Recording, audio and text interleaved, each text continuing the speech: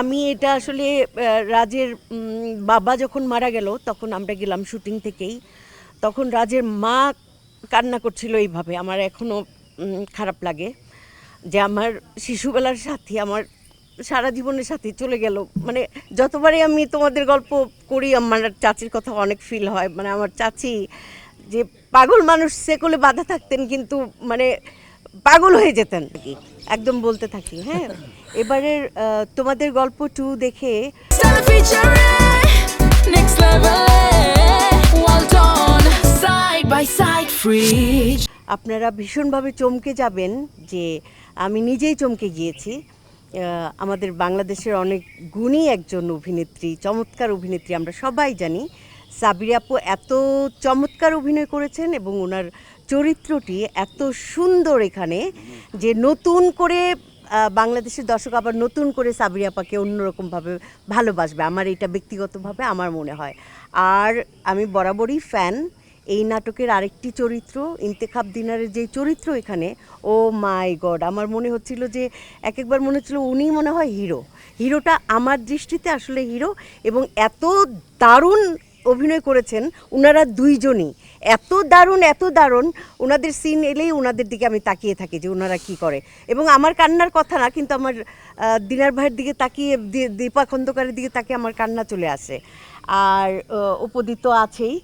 আর কি বলবো, আমাদের শ্রদ্ধেয় দিলারা জামান আন্টি, এই যে এত বছর বয়সেও এত এফোর্ট দিয়ে কোনো লাইন ছাড়া যেভাবে সুন্দর করে বলেন যে মানে তাকিয়ে থাকতে ইচ্ছা করে সবাই।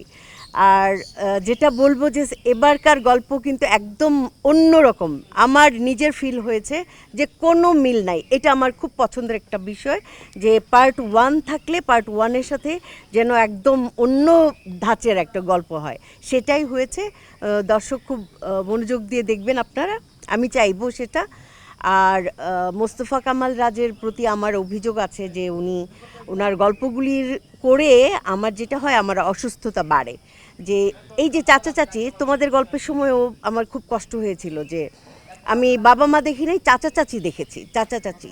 তো আমার চাচি ছিলেন পাগল, উনি শিকলে বাঁধা থাকতেন। তো আমরা গেলেই বলতো যে আই কই, সাদিক আসছে, মিঠু আসছে, তাড়াতাড়ি স্কুটার ভাড়াটা দাও, তাড়াতাড়ি দাও, ঈদের কাপড় চোপড় দাও। সেই চাচি মারা গেছেন। তো যতবারই আমি তোমাদের গল্প করি আমার চাচির কথা অনেক ফিল হয়। মানে আমার চাচি যে পাগল মানুষ, সে কোলে বাঁধা থাকতেন কিন্তু মানে পাগল হয়ে যেতেন যে মানে আমরা আসছি। চাচি মানে চাচি কি জিনিস, একটা পাগল চাচি থেকেই শেখা যায় যে চাচি কতটা মায়াময় হতে পারে। মানে আমার মা মারা যাওয়ার পরে আমার চাচি নাকি আমাকে বুকে নিয়ে দেখতেন যে আমার নিঃশ্বাস আছে কিনা, শ্বাস প্রশ্বাস আছে কিনা। তো তোমাদের গল্প প্রতিবার করার সময়ও আমার এই চাচা চাচির কথা মনে পড়ে। দুজনই মারা গেছেন, খুব বেশি দিন হয়নি, তো এই জন্য খুব বেশি মনে পড়ে।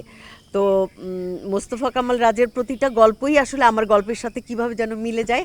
আর না, মাগরিবের আজান পড়ে যাবে, সবাই বলবে, সবাই অপেক্ষায় আছে। জি, ভালো থাকবেন। আমি এটা আসলে রাজের বাবা যখন মারা গেল তখন আমরা গেলাম শুটিং থেকেই।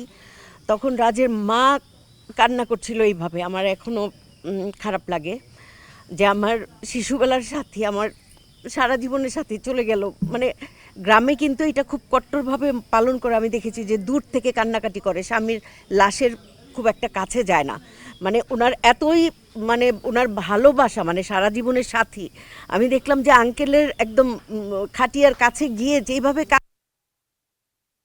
সারা বেলার সাথী, জীবন সাথী, আমার শিশুকালের সাথী, কই আমার শিশুকালের সাথে। মানে আমি ওইখান থেকে সম্পূর্ণটা ওই অভিনয়টা করেছি, আমি রাজের মায়ের অভিনয়টা করেছি। জি,